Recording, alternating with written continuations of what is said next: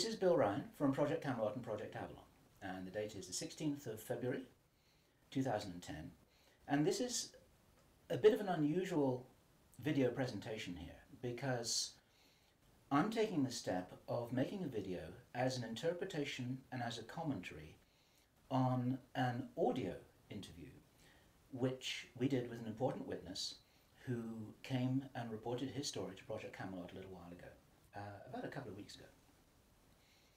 And as with many of our witnesses, this person wanted to remain anonymous, but he has agreed that we transcribe the audio, and so we've got this as a transcript. And this is going to be released at the same time as the video because it's important to be able to read the transcript at the same time as you're considering what I'm saying about it here. And as we come into this story, you're going to understand exactly why it's important to get all the information, to hold it all into a very fine balance. Now, this is a British person, and he worked in the British military for a number of years, and after he retired from the military, he worked in the City of London in a fairly senior position, in a respected position in the City of London. And for those people watching this video who don't know about the City of London, the City of London is it's like an enclave. It's like a financial enclave in the heart of London itself. Some people consider it almost a little bit like the Vatican. It's very old, it's very ancient. It's the heart of the financial system, not only of Britain, but possibly the world. Many researchers consider that it's very likely that the City of London calls the shots on the financial systems in America. They've got control over the Federal Reserve, the Bank for International Settlements, a whole bunch of things that happen. This is like the nerve center of the financial world. And it's very Masonic, it's very ancient, it's very traditional. And our source attended a number of meetings with senior Masons. And while many of these were interesting, they were routine by City of London standards. They were discussing financial affairs and so on and so forth. And then in June 2005, he attended another meeting that he thought was going to be a routine meeting, but actually this was something rather unusual, and he realized it was unusual as soon as he arrived. In fact, in his interview with us, the one which we have the transcript of, you will see that he says that he felt it was an accident that he was there. He shouldn't really have been there. He didn't know what was happening. And as such, he didn't really participate in the meeting. He was there as a little bit as a fly on the wall. He was just listening to what was happening. And at first, he didn't even understand what was being discussed. Now, the people there were Masons. They were senior Masons. They were about 25 or 30 people there, including senior politicians who most people in the UK would recognise by name. I do not know who they were. He didn't name them, and I didn't ask them, but he said these are well-known names. The chief of police was there, representatives from the church, representatives from the military, 25 or 30 people. And as he listened to this story being discussed, it was an informal meeting. It wasn't like at a big table with kind of notepads and water glasses and minutes and an agenda and a chairman. There were just people in a room who were talking about all of this stuff.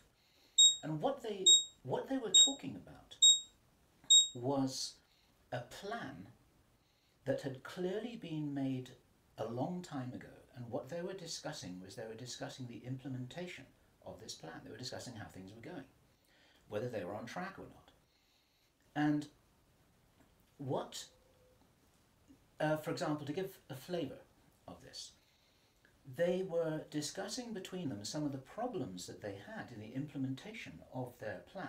And as this little presentation continues here, you'll realise what the plan was. And I'm going to be revealing this in very much the same way as it was revealed to our witness and as he revealed it to me, bit by bit, step by step. The first thing that he heard was they were talking about the fact that Israel didn't look as if it was getting prepared to attack Iran anytime soon. This was a problem.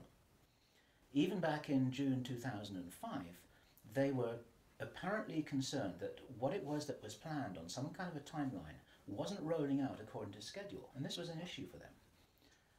So that attracted his attention very quickly, because he'd never been in a meeting when this kind of thing was discussed.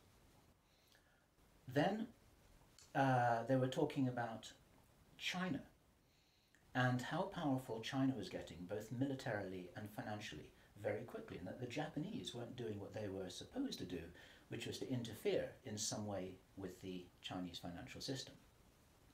They weren't doing that, and this was another problem because China was getting too strong too quickly. Other things that were discussed were, for example, the coming financial crash, the centralization of resources, everything that we saw starting to happen in October 2008. They were planning that and referring to it in their meeting in June 2005.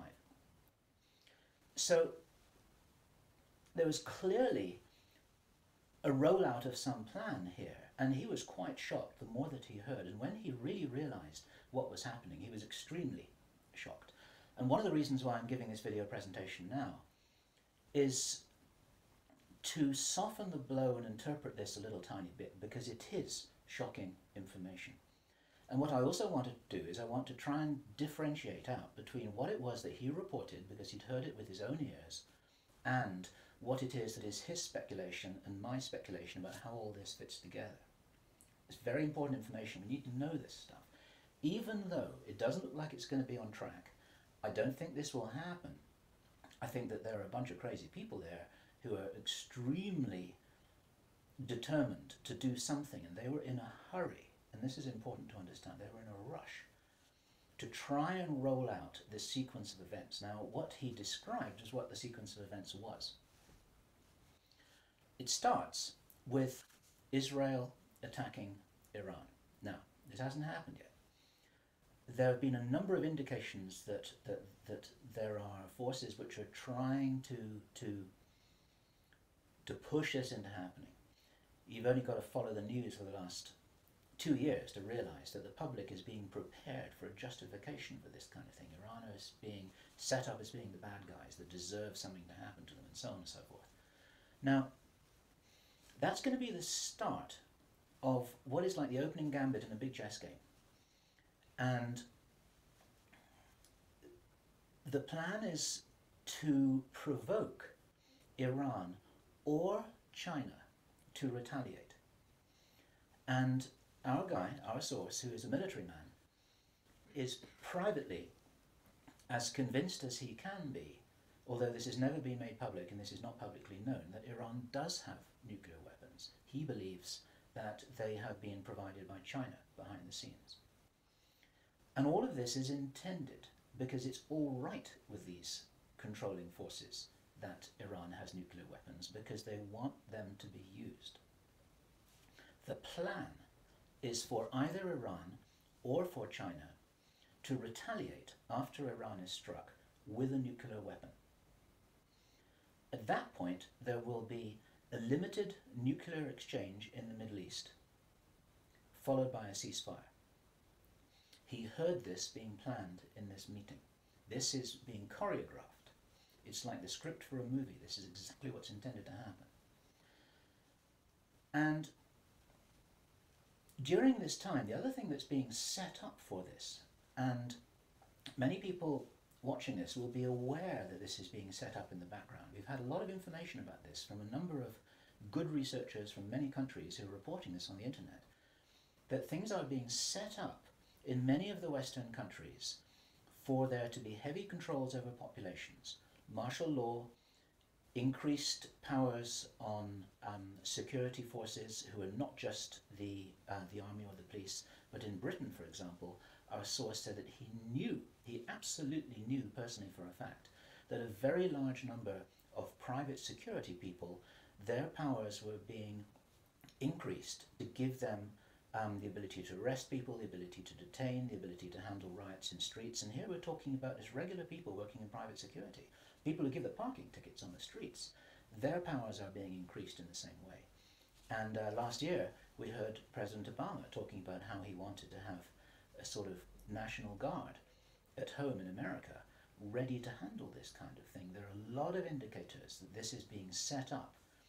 And in this rollout of this crazy scenario where it is intended that there will be a limited nuclear exchange in the Middle East, the idea is that as the world looks upon this with horror, then they will demand from their governments that there are heavy controls over travel, over communication, over people who meet, over people who protest in the streets. They want to make sure that they don't have crazy bombers on aeroplanes, crazy bombers in the shopping malls. They want to make sure, and because people will be driven into fear by this, they'll request and demand and insist on heavy controls from their governments, which will be justified. And this is where you're going to kind of get the martial law situation in all the Western countries. It's intended as a justification. All of this is just the start of something, because this story gets much bigger, and it's pretty horrifying. And if watching this now you're feeling a little bit shocked, this is how I was feeling when I heard this information, and this is how our source was feeling when he was hearing this information in this meeting, because this is just the beginning. Now, during the time of this ceasefire, everyone's shocked, everyone's frightened, everyone's really terrified about where this is going to go. There are all kinds of heavy controls over populations everywhere. And then the next thing that happens in this chess game that's being played is that biological weapons are released on China. You heard this being discussed in this meeting. They will release a flu-like virus that will be genetically targeted against the Chinese population. It's racially targeted against the Chinese people. It's designed to spread like wildfire and to knock out a large number of the Chinese people. And these people in this meeting were laughing about this. They said, China will catch a cold. Those were their words. China will catch a cold. And they were laughing about the fact that these biological weapons will wreak havoc among the Chinese population. And after that, then what effectively will be a kind of plague will actually spread right across the world to the West as well. Our source was not clear whether this was a Chinese retaliation or whether the thing would just spread out of control in the way that it would be very understandable if it did, whether it's racially targeted or not. These things actually mutate. So now you've got a situation where there's been a limited nuclear war in the Middle East. There's a pandemic that really is sweeping across the world and really is killing people very visibly. And you've got this totalitarian military lockdown in all the governments in the Western world because everyone's going to be in panic about all of this. And then, he said, then the real war starts, something that would be justifiably called the Third World War with a much more major nuclear exchange. And at this point, I asked him, is this just about population reduction? What is this about? Why are they doing this? Why this insane Dr. Strangelove plan for just unleashing all of this stuff on the world? Why do it? Now, as our conversation went on, I started to find answers to those questions. Now, some of this is speculation. I want to share this speculation with you because it's important enough that we work together here to figure out what's going on. And there are some clues, there's some very important clues that I'm going to present to you here in this video. He said, absolutely, it's about population reduction. So I said, well, in this meeting, did they mention any figures? And he said, yes, they did, 50%. Half the world's population. This is planned as per the Georgia Guidestones.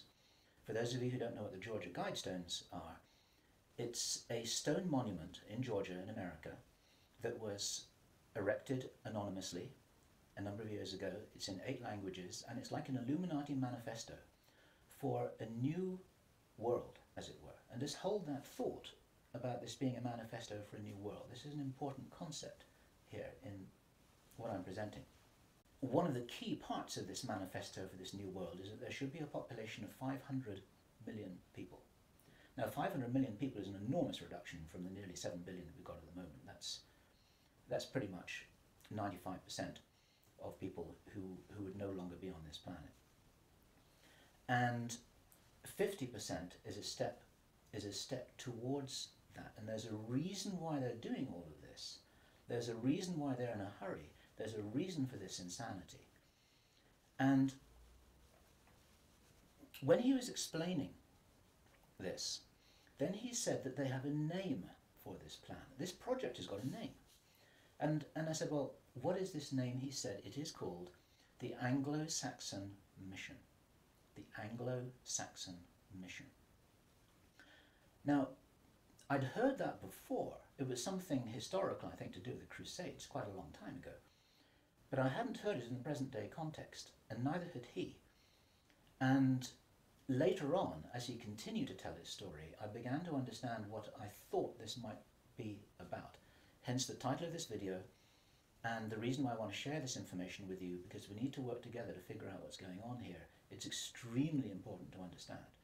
There's a plan, I believe, that Hitler would be proud of, which is so evil, it's so Machiavellian, it's so hard to face up to, it's so unbelievable, that I need to put it on the table for you so that you can consider whether or not this might be a possibility.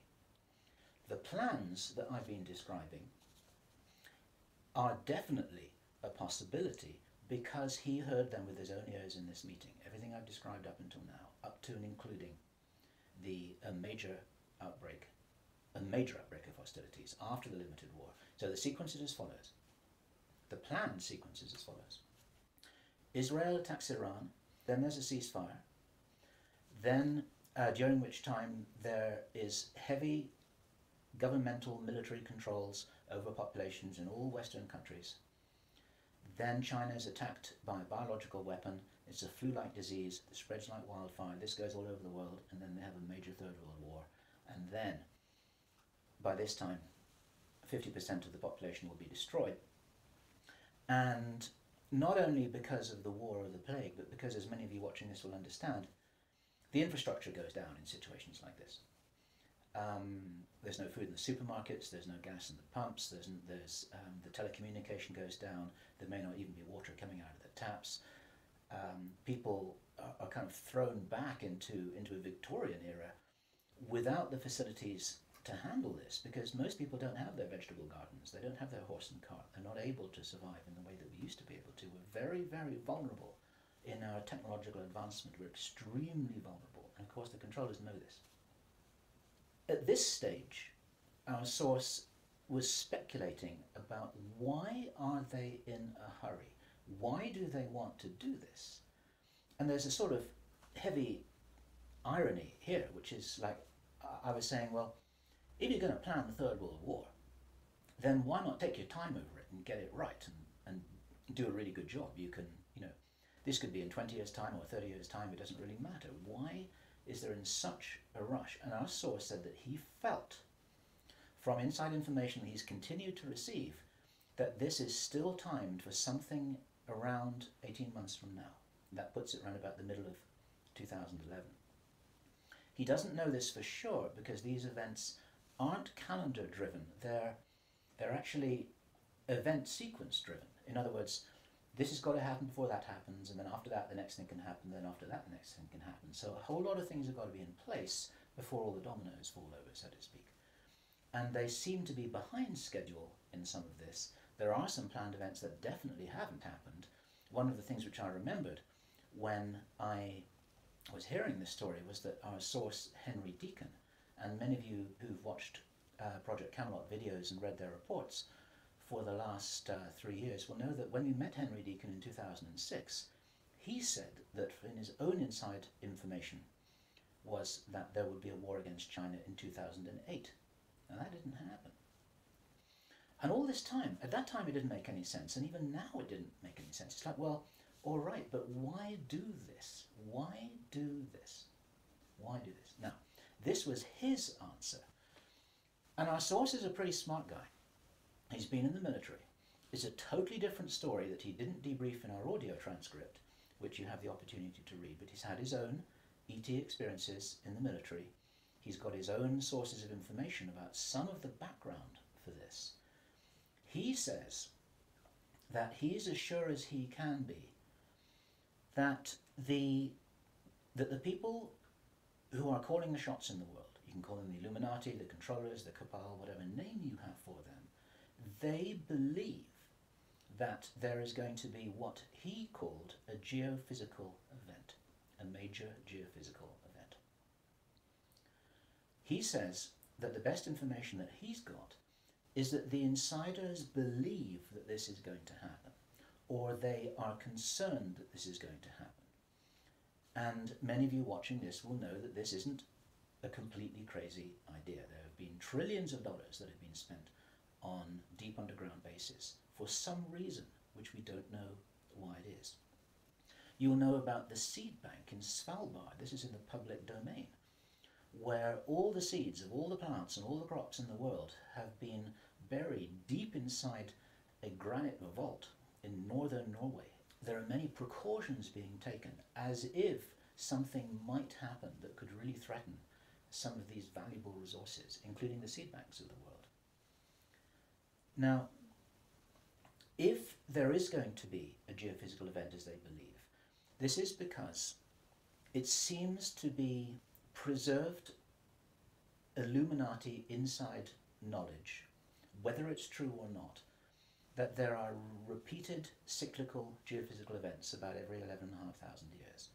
Information about what really happened to Atlantis was very probably in the Great Library of Alexandria that burnt down a couple of thousand years ago. There are persistent rumors that much of that information has been retrieved and it's in the Vatican Library. This is information which is not in the public domain and which the insiders may have access to.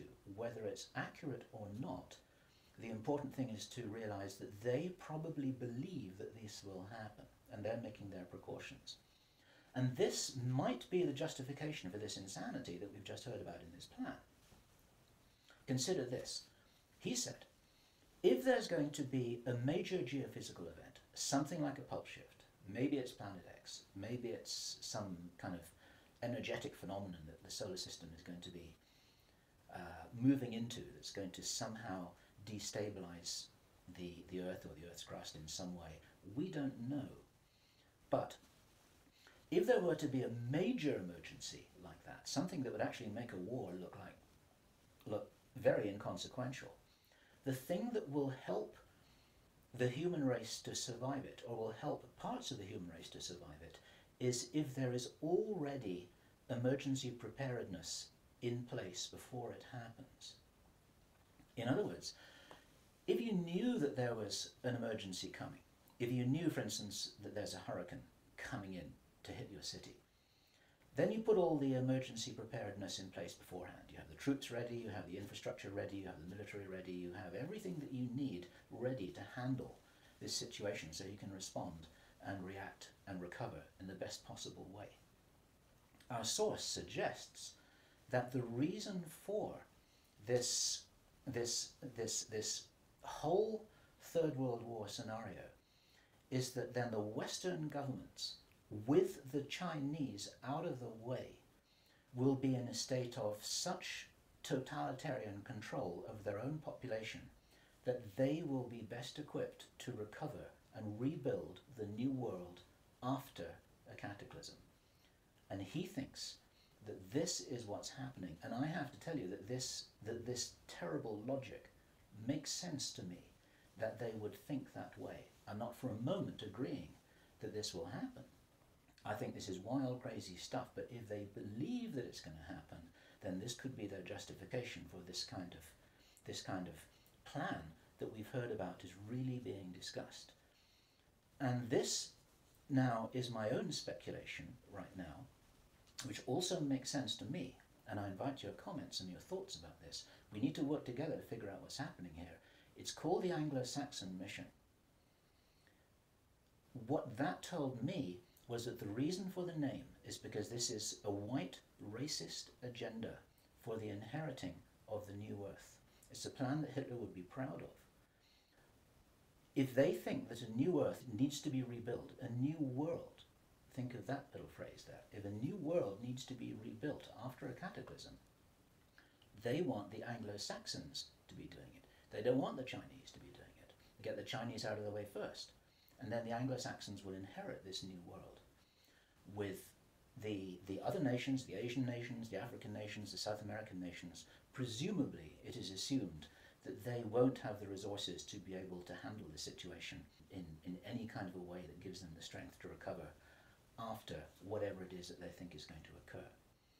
So there are several other parts of this which also fit, and one of the reasons why this is an important presentation to make personally is my own personal thoughts, because up until now I've been following a lot of the well-founded research on these sorts of agendas. We've had our own sources of information over the last 3 years, but I've always had questions in my mind, like, why would they do this? You know, war against China, why? Third World War, why?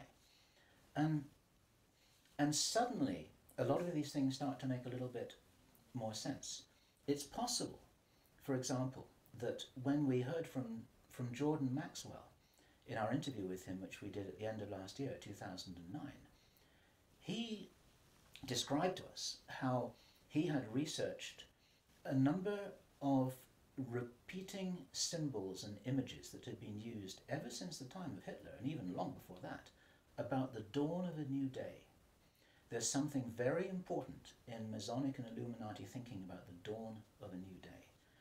And here we have possibly the reason for their belief that if you think about the possibility of a cataclysm, if they think this is really going to happen, the 2012 movie that many of you will have seen, after all of the flood and all of the earthquakes and tsunamis, then you've got these big ships sailing across a calm sea with the sun streaming through the clouds, and you've got the dawn of a new day, and the implication in that movie is that now those people will be able to rebuild the new earth because those are the survivors. It's the modern day Noah's Ark.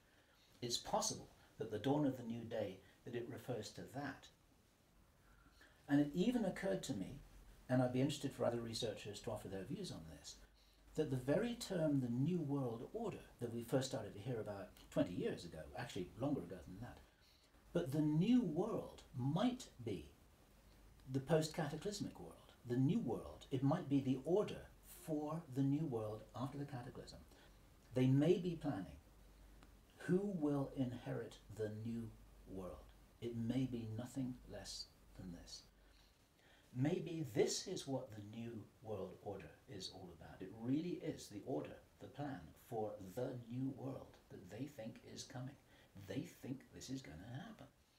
Now, I say again, it's very, very important to differentiate out all of this information here. I don't believe this is going to happen at all, but they might be doing something crazy to try and safeguard what they believe is their own interests. This is what we need to be aware of here. And what I want to do is I want to just state really clearly why there are profound reasons for not believing that anything like this is going to happen. There are a lot of things that haven't happened which were intended to happen. Many of you will remember I think it was the 30th of August 2007, there was a B-52 bomber that flew halfway across America from Minot Air Force Base to Barksdale Air Force Base in Louisiana with 6 armed nuclear cruise missiles on its wingtips, something that could never happen by accident. It was illegal, it should never have happened. You can't even smuggle a bullet out of the weapons storage area in an Air Force Base without there being a whole bunch of signatures and everybody knowing about it, let alone making the mistake of loading armed cruise missiles onto a B-52 bomber with nobody noticing it. There was a reason why that happened, and that was actually prevented from going any further. It stopped at Barksdale in Louisiana. Some very brave airmen blew the whistle on that, and they did their job, and they reported it up the line. It appeared very, very briefly in the mainstream media, and after that it was completely covered over, and everyone said it was a mistake. That was no mistake. There was a reason why they did that. And what many of you don't know is that at that same time, at the end of August, a group of anonymous investors bet $2 billion that the stock market would fall by 50% before the 21st of September 2007. They stood to gain $4.5 billion if their bet had succeeded. These were what are known as put options. And the insiders in the stock market, they call them bin Laden trades. It's a sort of ironic description because of the betting that took place around about 9/11. Okay, those people lost their bet. It didn't work. The plan didn't work. The stock market didn't fall. The bomber never went any further. And for all we know, that was intended to be the start of the Third World War. It never happened. Okay? We heard a few minutes ago, I was describing how Henry Deacon described that the war against China was meant to start in 2008. That didn't happen. A lot of people thought that was crazy. A lot of people thought he was crazy. Maybe he wasn't. Maybe he heard something that was a real plan, but they're 2 years behind schedule, and maybe this will never happen at all. There are a number of other things that may have been planned and which have never transpired. It's very interesting to think about the so-called Mexican flu outbreak, the swine flu outbreak. For the last 6 to 9 months, we've been looking at a scenario where it looked as if they wanted to roll out vaccinations, they wanted a lot of people to get ill, they wanted to announce a pandemic. Even now, there have been proposals to extend this pandemic declaration for another 2 years, and nothing's happening. In England, we call it a storm in a teacup. There's nothing happening here, but maybe something was intended. Now, if it wasn't intended, it's possible that all of that could have been some kind of a test, just to see how people respond, to see how people react, to see how quickly it spreads, to see what the take-up of the vaccinations will be. And then, of course, us at Project Camelot and a number of other people who've been activists in this whole area trying to draw attention to all of this, now we're all on a database. They know who's going to stand up and start talking about all of this stuff. So it might have been an experiment, or it could have been a failed rollout of something. There's plenty of reason to believe that things are changing. This is the important thing. And those of you who've been following the work of David Icke, this is an important perspective here, because we support his work fully, in as much as he makes a beautiful presentation and he starts off by saying, we are infinite consciousness. There are many ways to put this, but it's very hard to disagree with that. We're immortal, godlike beings who've long ago forgotten what our power was. The potential of consciousness is enormous. It's very important to realize that how powerful we are may be the single most important component in this whole picture that enables us to save the day. This may be what it's really all about. Admiral George Hoover, who died in 1998, he was in the Office of Naval Intelligence in the US Navy. He talked to researcher Bill Burns, the editor of UFO magazine, and Bill Burns described this conversation with George Hoover to George Norrie from Coast to Coast AM. And what Admiral George Hoover told Bill Burns was the biggest secret according to what the American Navy had found out. Very, very interesting story. They were talking about the Roswell visitors, and Admiral George Hoover said that these visitors were us from the future. They were time travelers. They weren't extraterrestrials. Now, other researchers and whistleblowers have spoken about the same thing, and this is fascinating in itself. But what Admiral George Hoover said the biggest secret really was, it had to do with the abilities and the power of the consciousness of these travelers. Because they were us from the future, what the military authorities had found out was what humans are really capable of. And he said that this had been buttoned up really tight, because if we knew how powerful we really were, how powerful we really could be, then we would, in his own words, cause chaos around us, and this could never be permitted. We could rearrange the reality around us in the way that we wanted to, in the way that, if this is real, that the future humans have learnt how to do, which gives them access to these sorts of incredible abilities, such as time traveling. Philip Corso, in his book The Day After Roswell, described in some detail how his understanding was that the way the craft works was they were like an amplification of the pilot's own consciousness. It was their consciousness, it was their ability to travel and bilocate that was amplified by the craft, and that actually all of these abilities are basically abilities connected with the consciousness of the beings themselves. And if they are us, this is the message for all of us here. We're being deliberately dumbed down. Our food is being poisoned. Our children are being lied to in the schools. We're being fed propaganda in the media. We're being forced into this tiny little box We're being kept busy with game shows and ball games, and we are discouraged from really finding out what it is that is our heritage on this planet. Eric von Däniken has just published a book which is called History is Wrong. There's so much which we are denied.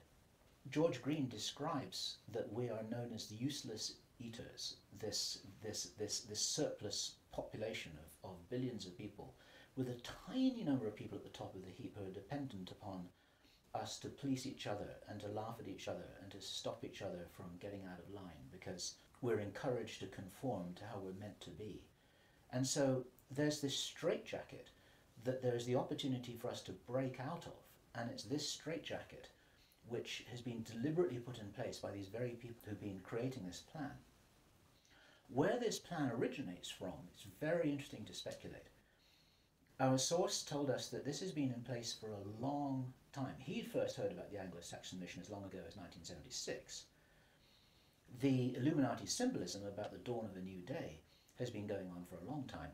Many people think that this plan requires such a superhuman level of intelligence and strategic understanding, and is so ruthless and so cold that the logic suggests, and David Icke says this, Jordan Maxwell says this, we say this ourselves with full agreement, that this didn't come from a human source. People aren't capable of doing this against other people. There's something else behind this. We have to think big.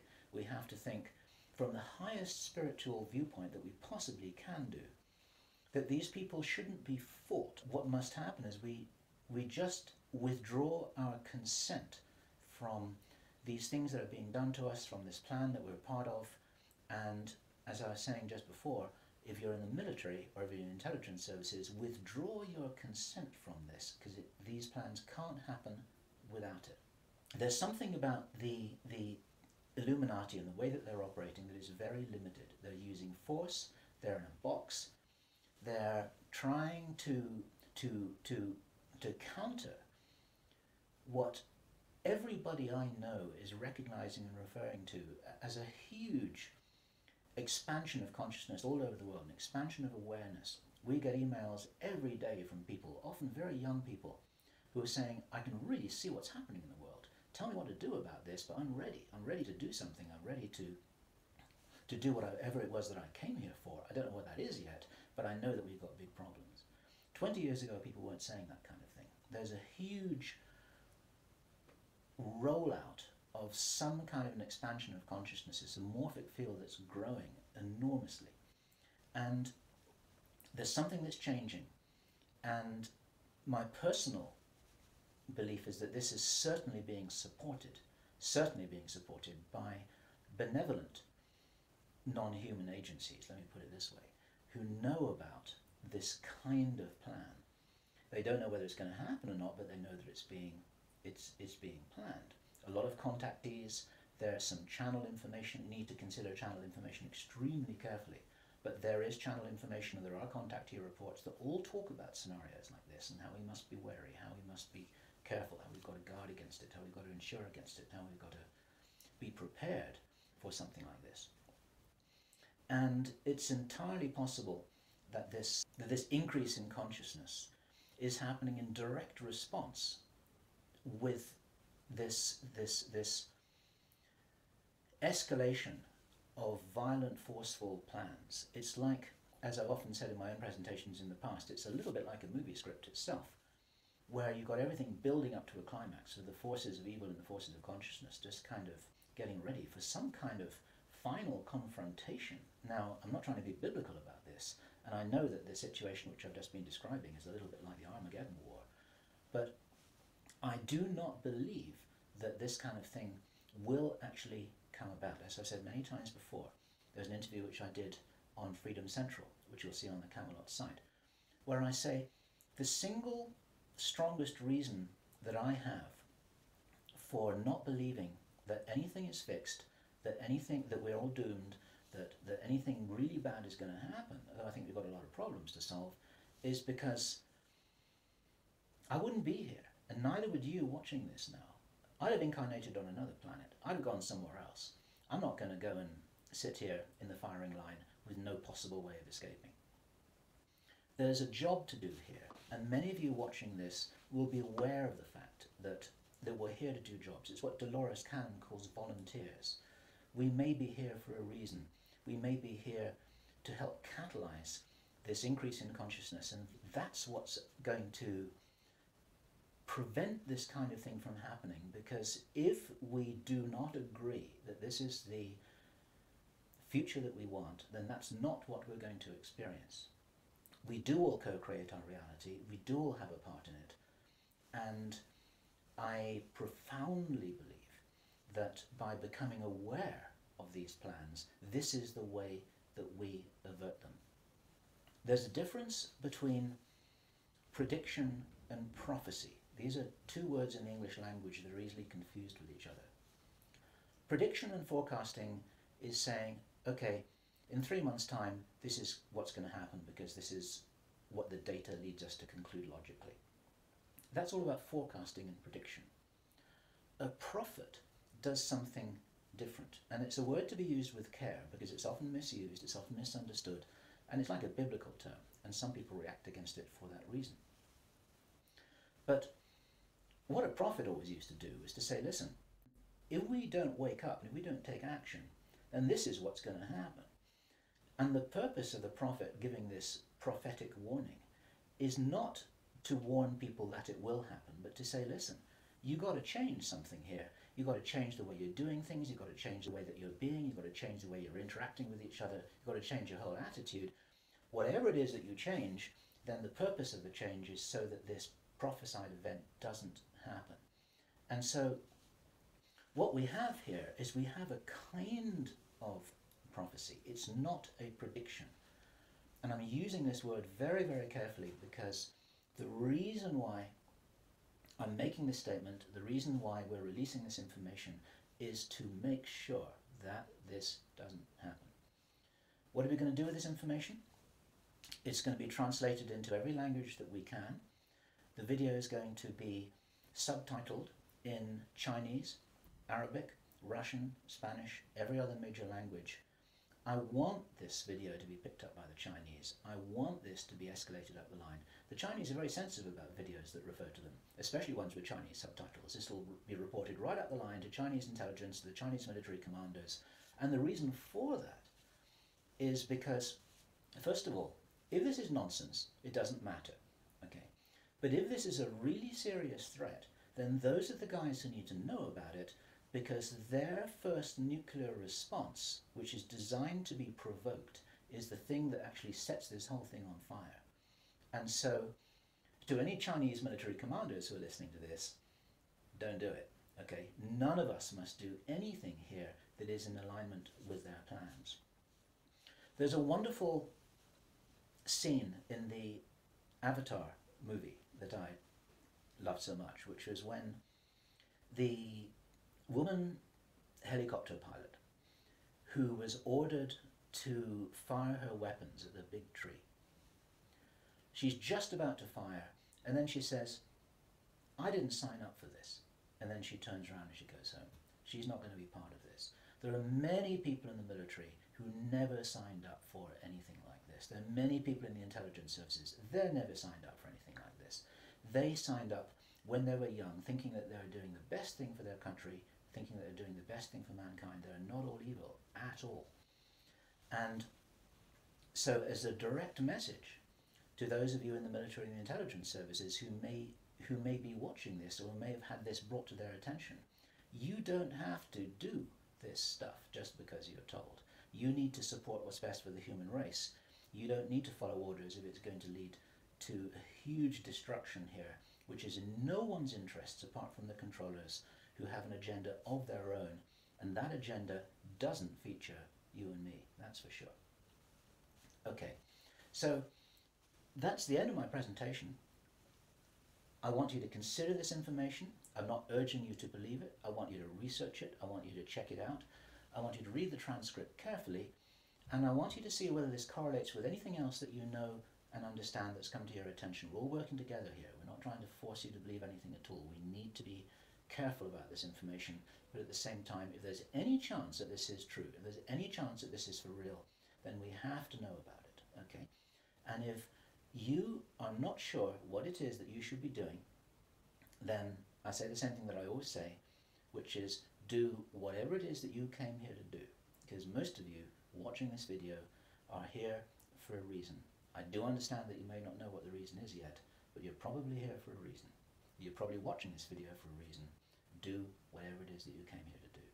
This is Bill Ryan, Project Avalon, Project Camelot. It's the 16th of February, 2010. Thank you. What we don't know about the situation at Roswell is whether these were extraterrestrial, whether they came from a hollow earth, whether they came from another dimension. We don't know this, right? We don't. The only clue that I had was from this naval officer. He was from the Office of Naval Intelligence, ONI, called George Hoover. We talked about him before, who said that he was the Corso of the Navy and that the military believed, and he said he knew, that these entities were not so much interplanetary, but they were literally time travelers. And the big secret is that they were us from the future, and that we and they had the same powers, and that was the real fear of the government, that we had the ability to manipulate reality around us. We've always had that ability. We just didn't know how to use it, and if we ever learned how to use it and we're not ready for it, we would cause chaos, and that was the big secret that the Navy eventually found out.